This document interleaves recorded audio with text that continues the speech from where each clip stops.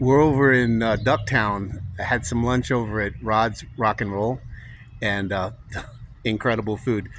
We're going to do an interview here shortly with Rod.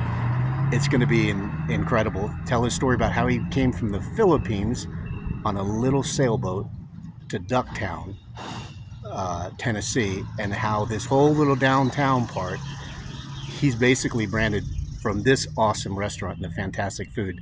But check this out. There's something special here I want to show you. So right above the door, there's some baby birds that not only have nested but hatched. Check it out. It's gonna go real quietly here. You see them? Right there next to that plate. You see them babies? Pretty cool. Well, hey, check back later.